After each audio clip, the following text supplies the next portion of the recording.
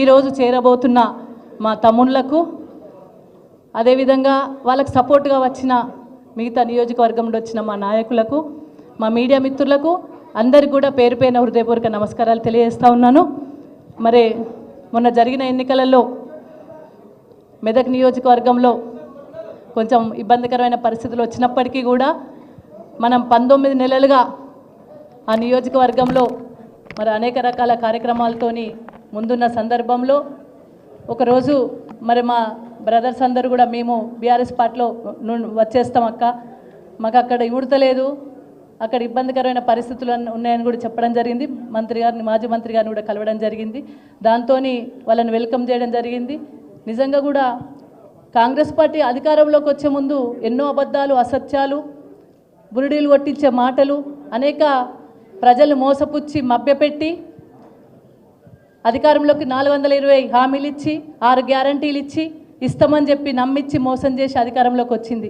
వచ్చిన తర్వాత వాళ్ళ చరిత్ర బయటపడ్డది. వాళ్ళకి ఆర్థిక వ్యవస్థ మీద పట్టు లేదు, పరిపాలన వ్యవస్థ మీద అవగాహన లేదు, శృతి లేని ఒక పద్ధతి నడుస్తూ ఉంది. ముఖ్యమంత్రి గారు ఓవైపు అనేక రకాల పరిపాలన వ్యవస్థ మీద పట్టులేని ముఖ్యమంత్రి ఒక దగ్గర ఉంటే వారి శాసనసభ్యులు కూడా అదే రీతిలో ముందుకెళ్తూ ఉన్నారు. గౌరవ కేటీఆర్ గారు మాజీ అప్పుడు మంత్రిగా ఉన్నప్పుడు, మున్సిపల్ శాఖ మంత్రిగా ఉన్నప్పుడు 40 కోట్ల రూపాయలు రామాయణపేటకు, మరి 40 కోట్ల రూపాయలు మెదక్ కూడా ఇవ్వడం జరిగింది.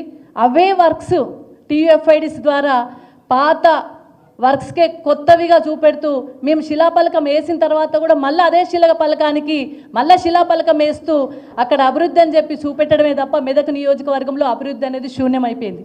గౌరవ కేసీఆర్ గారు మెడికల్ కాలేజ్ ఇస్తే ఆ మెడికల్ కాలేజీకి ల్యాండ్ అలాట్ చేసి, నిధులు అలాట్ చేసి అక్కడ 100 సీట్లతోని అక్కడ ఒక శిలాపలకం వేసి గౌరవ మాజీ మంత్రి గారు హరీష్ రావు గారు మేము వెళ్ళి శిలాపలకం వేసిన తర్వాత ఎలక్షన్లు వచ్చినాయి, ఓడిపోయినాం. మళ్ళా అక్కడున్న ఎమ్మెల్యే గారు అదే శిలకం పక్కన మళ్ళా తీసేసి ఆయన శిలాపలకం వేసి నేను మెడికల్ కాలేజ్ తెచ్చినా అని చెప్పి చెప్పుకోవడము సిగ్గుచేటు. కేవలం 50 సీట్లకే కుదించడం జరిగింది. మనం 100 సీట్లు ఇచ్చినాం, గర్వంగా చెప్పుకుంటున్నాం. ఈరోజు మన కేసీఆర్ గారు మెడికల్ కాలేజ్ 100 సీట్లతో ఇస్తే ఇప్పుడు కనీసం 50 సీట్లకే పరిమితం చేసి మనం చెప్పిన పనిని వాళ్ళు చెప్పుకుంటూ ముందుకెళ్తున్న సందర్భం కనబడతా ఉంది. అది అక్కడున్న కాంగ్రెస్ పరిస్థితి. రాష్ట్రంలో ఒకవైపు కాంగ్రెస్ పార్టీ మరి పాతరేసే పద్ధతిలో ప్రజలలో వ్యతిరేకత వచ్చింది, కాంగ్రెస్ పార్టీ పతనం ప్రారంభమైంది. నేను ఈరోజు గర్వంగా చెప్పుకుంటున్నా, ఆ పతనమేదో మెదక్ నుండే ప్రారంభమైంది ఈ కాంగ్రెస్ పార్టీ అని కూడా ఈ సందర్భంగా చెప్పిన. ఎక్కడైతే గర్వంతో ఎక్కడైతే ఓడగొట్టినామని చెప్పేసి గర్వంతో విర్రవీగుతున్నారో వాళ్ళకి ఈరోజు అక్కడి నుండే మళ్ళీ మీ పతనం కూడా ప్రారంభమైంది, మీ కాంగ్రెస్ పార్టీ పతనం ప్రారంభమైంది. అక్కడి నుండే అక్కడ ఏదైతే ఇష్టం వచ్చిన హామీలు ఇచ్చి ప్రజలు మోసం చేసిండ్రో ఆ మోసాన్ని ఎండగట్టడానికి మాకు బలమైన శక్తిగా మళ్ళీ బీఆర్ఎస్ పార్టీ రాబోతుంది మెదక్ నుండి అనే ఈ సందర్భంగా నేను తెలియజేస్తా ఉన్నాను. మరి మా తమ్ముళ్ళు కూడా ఈరోజు వెళ్ళి మళ్ళీ అందరు కూడా స్వంత గూటికి వస్తున్నారు.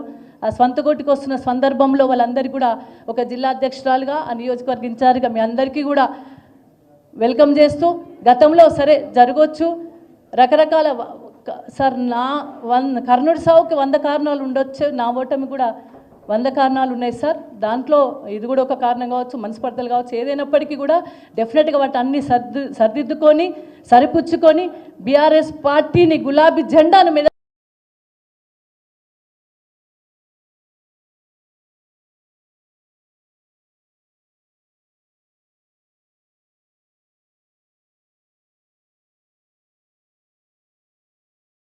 అందరూ కూడా కలిసి పనిచేయడానికి సిద్ధంగా ఉన్నాం. మళ్ళా మెదకుల గులాబీ రెపరెపలు ఆడేంత వరకు మేమందరూ కూడా పనిచేస్తామని అందరూ ఒకతాటి మీదకి వచ్చి చెప్పడం జరిగింది సార్. వారందరూ కూడా ధన్యవాదాలు తెలియజేస్తున్నా. మరి అందరూ కూడా కలుపుకపోయే రీతిలో పాత వాళ్ళు, కొత్త వాళ్ళు, కలిసిన వాళ్ళని కాకుండా గులాబీ జెండా కేసీఆర్ గారు మళ్ళీ ముఖ్యమంత్రి కావాలి. కేసీఆర్ గారు ముఖ్యమంత్రి అయ్యేంత వరకు అహర్నిశలు కూడా మేము ఖచ్చితంగా అందరం కలిసి పనిచేస్తామని కూడా ఈ సందర్భంగా మీకు తెలియజేస్తూ, మరి ఇప్పుడు సార్ వాళ్ళ ఇద్దరితో మాట్లాడిద్దామని చెప్పేసి కూడా చేస్తాను. ఇప్పుడు యువ నాయకులు జీవన్ గౌడ్ గారు సార్ 2001 నుండి కూడా నాతో పనిచేస్తుండ్రు, మన ఆఫీస్లో కూడా పనిచేస్తున్నారు, అడ్వకేట్, ఇప్పుడు వకీల్ అయిండు. అప్పుడు యువ నాయకులు అప్పటి నుండి నా దగ్గర ఉంటే పనిచేసి చిన్న తమ్ముడు లెక్క పెంచుకున్నాను సార్ నేను. ఇప్పుడు మాట్లాడమని చెప్పి